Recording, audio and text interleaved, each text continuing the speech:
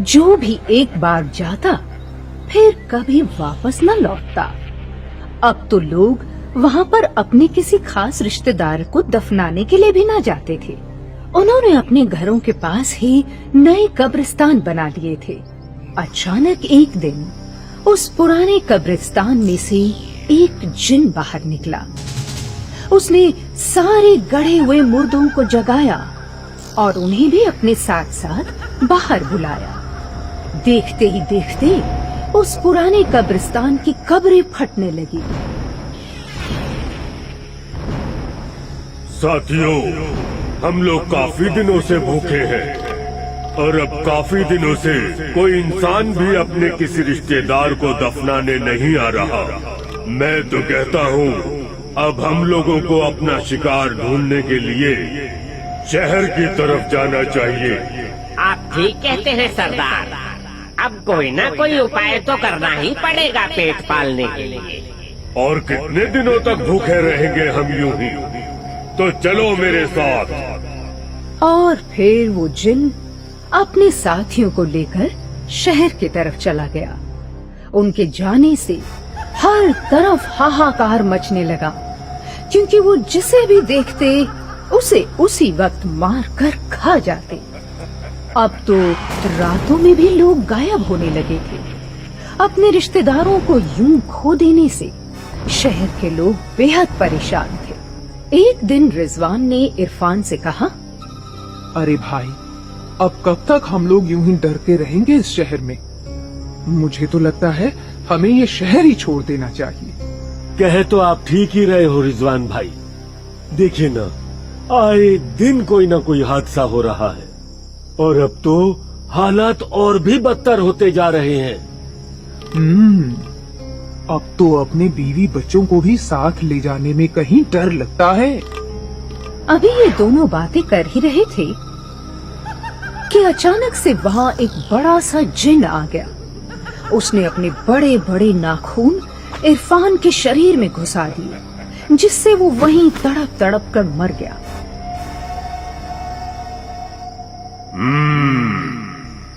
देख लिया हमारा कहर। अब इस शहर से तिनका भी बाहर नहीं जाएगा, समझे? क्योंकि यहाँ के मालिक हम हैं, हमारी हुकूमत चलेगी यहाँ। अब हम एक एक करके हम सारे जिन तुम लोगों को मार कर खा जाएंगे। अब यहाँ से निकलने की भी मत सोचना, क्योंकि जिसने भी कदम बाहर रखा वही हमारा भोजन बनेगा। ये सारी बातें सुनकर रिजवान दौड़ते हुए अपनी बेगम मिनास के पास पहुंचा। देखो मिनास, मैं तो कहता हूँ चुपचाप हमें रात के अंधेरे में ये शहर छोड़कर भाग जाना चाहिए कहीं। नहीं तो एक ना एक दिन हम सब मरेंगे इन जिन्नों के हाथों। ना जी ना, आखिर हम ये अपनी हवेली छोड़कर जाएंगे तो जाएंगे कहाँ? कितनी मुश्किलों से हमने अपनी हवेली बनाई है। अरे कोई किराए का मकान थोड़ी ही है कि जब चाह बदल लिया। अजी मैं तो नहीं जाऊंगी यह हवेली छोड़कर कहीं। देखो मिनास, बचकानी बातें करने का वक्त नहीं है ये। मैंने खुद अपनी आंखों से इरफान को मरते हुए देखा वहाँ। वो मेरा जिगरी दोस्त था। तुम इतनी संगदिल कैसे हो सकती हो मिनास? देखिए जी, ये वक्त डरने का वक्त नहीं है, बल्कि उन जिनों को उनके करने का सबक सिखाने का वक्त है। और फिर मैं तो एक फकीर को जानती हूँ जो कि जिन्नों को काबू करने में महारत हासिल रखते हैं। मैं उन्हें अभी फोन लगाती हूँ। अस्सलाम वालेकुम बाबा।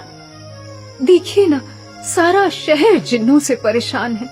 आए दिन किसी न किसी को मारते हैं। ऐसे तो पूरा का पूरा शहर ही खत्म हो जाएगा बाबा, कुछ तो कीजिए। देखो मिनाज, इस मुसीबत का सिर्फ एक ही हल है कि उन पर इस पाक मक्के मदीने की मिट्टी फेंकना।